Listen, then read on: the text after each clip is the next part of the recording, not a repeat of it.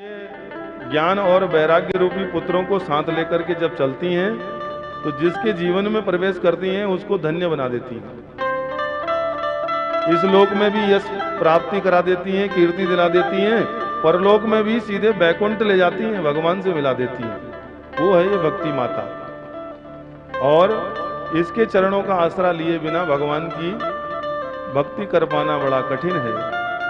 ये भक्तों को गोविंद का स्वरूप प्रदान कर देती है, इसके अंदर वो पावर है और उनको भगवान श्री कृष्ण जैसा बना देती है, उनके सब दोष मिटा देती है, उनको ज्ञान और वैराग्य से जगा करके प्रभु के चरणों का पात्र बना देती है।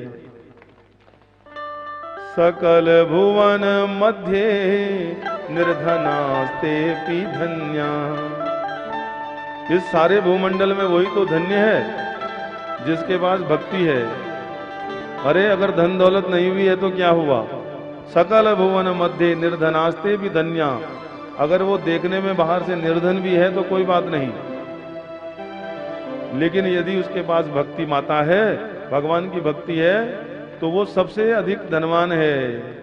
क्योंकि जहां पर भक्ति बैठती है, निवसति हृदय साम श्री भरेर भक्ति रेखा। जिनके हृदय में एकमात्र भक्ति बैठती है, हरिरपि निज लोकम सर्वथा तो विहाय। भगवान भी अपना लोक छोड़ करके उसके हृदय में बैठ जाते हैं। फिर और क्या चाहिए? संसार की जो धन दौलत है ये तो व्यवहार के लिए है। आपने 100 रुपये दिया दुकानदार को, उससे सामान खरीद लिया। और यदि आप आत्म सुख चाहते हैं, यदि आप शांति चाहते हैं, तो आप किसी दुकानदार को 100 रुपये देकर के, 500 रुपये देकर के नहीं प्राप्त कर सकेंगे। आप तो सांसारिक वस्तु मात्र धन से प्राप्त कर सकते हैं। जो ज्ञान है, जो भक्ति है, वह तो सद्बुद्धि से प्राप्त होगी। जहां सुमति तहां संपत्ति नाना, जहां कुमति तहां विपत्ति निदाना। तो इसलिए जिनके हृदय में भगवान प्रवेश कर जाते हैं भक्ति के बुलाने पर, भक्ति के द्वारा बुलाने पर, वो इस भूमंडल में सबसे अधिक धनवान है। वही धनवान है। धनवंता सो ही जानिए, जापे राम नाम धन हो। उसी को धनवान समझिए जिस पे राम नाम का खजाना है। और अन्य तो केवल मन बहलाने के लिए संसार की संपत्ति को बटोर रहे हैं, इसके बदले इनको दुखी तो मिल रहा है।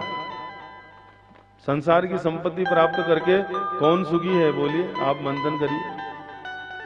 कोई तन दुखी, कोई मन दुखी, कोई चित्त उदास। सब कुछ है फिर भी मन दुखी है। कोई किसी का शरीर से दुख है, और किसी को परिवार का दुख है, किसी को मान प्रतिष्ठा का दुख है, किसी को ऐश्वर्य प्राप्ति का दुख है। तो अनेक प्रकार के दुख व्यक्ति के लिए संसार में है ही है, दुखालय है। लेकिन सुखी तो वही है जिस पे राम नाम का खजाना भक्ति है। तो इसलिए भक्ति का दामन थाम लेना ही सबसे अधिक बुद्धिमानी है, बुद्धिमता है। इस प्रकार जब भक्ति माता सब भक्तों के हृदय में बैठ गई तो बड़ा जयघोष हुआ। अथ वैष्णव चित्तेषु दृष्ट्वा भक्तिमलौकिकी, निज लोकम परित्यज्य भगवान भक्तवत्सलः।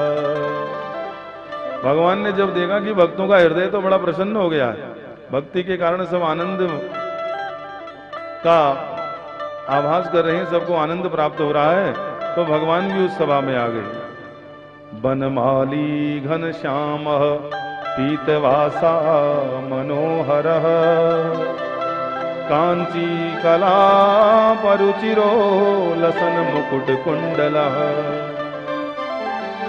बनमालीधारी भगवान भक्तों के बीच में प्रकट हो गए और परमानंद चिन्ह मूर्ति और मधुर मुरली जिनके अधरों पर रखी है, जिनको देखते ही त्रिभंग ललित शरीर है जिनका, देखते ही मन हर्षित हो जाता है।